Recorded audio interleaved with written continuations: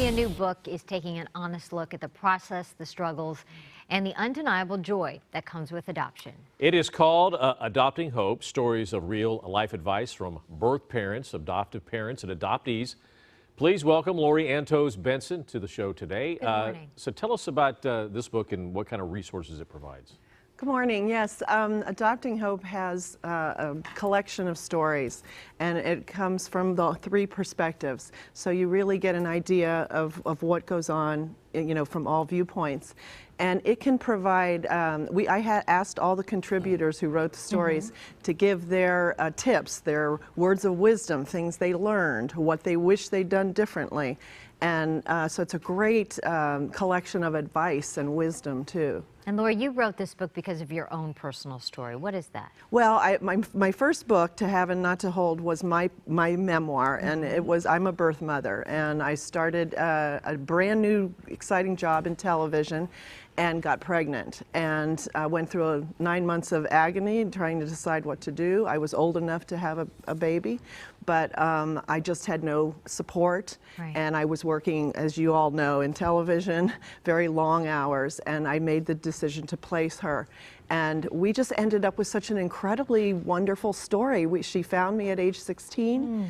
Our families blended, and we're all one big family. We vacation together. We text each other all the time, and so it ended up such a great story. And her adoptive mom did everything right, and so I thought that needs to be told. There's enough negative images out there about adoption. Let's put out some inspirational, positive. And then my publisher said, you need to do more than just your story. And so we did. I have 40 stories in this book with these lessons learned. So it really is a great resource for people. We have two colleagues here. One of them, it went well. The other one, it didn't go so well. It's like the birth mother didn't really want anything to do with them.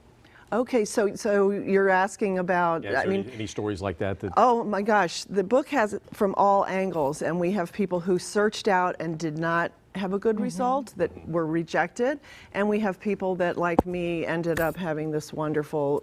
So if you're searching, if you're an adoptee and you're searching, you need to go forward. You should go forward. It's your right to go forward and find out who you are.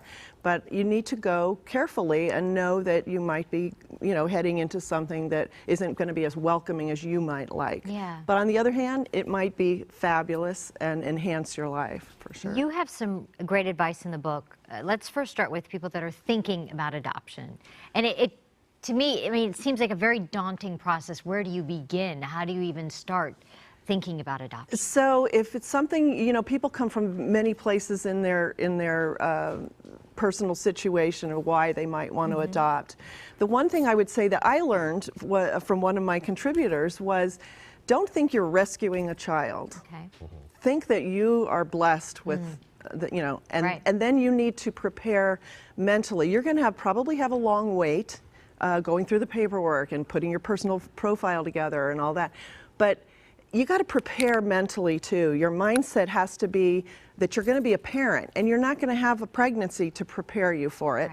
You just have to be ready when the moment comes to be a parent and to fully commit to that child. Once you get the child, it will all come, but it's important to have that commitment. We have a cameraman here who just adopted, and they waited for years, and then you get the call. Within a day or two, it's so you exciting. Have a little one. So to be patient, and while you're waiting, be preparing, because you do that when you're pregnant. You prepare, you start to get ready, you start reading, you start thinking about schools. Do all that while you're waiting. With your daughter, how did did she contact you, and what was that moment like? So our adoption was somewhat pretty much closed. We didn't know who each other were, but I was allowed to send pictures through the agency, and they were allowed to send letters and back and forth.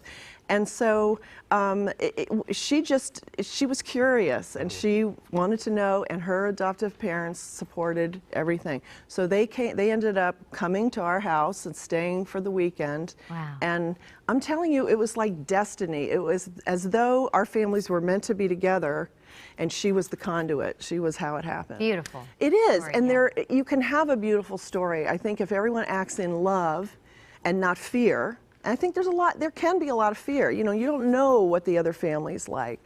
if you can act out of love, I think you can end up with a great story. Do you have some advice for those that are struggling to tell their adopted child the whole story? Oh, yes, I do.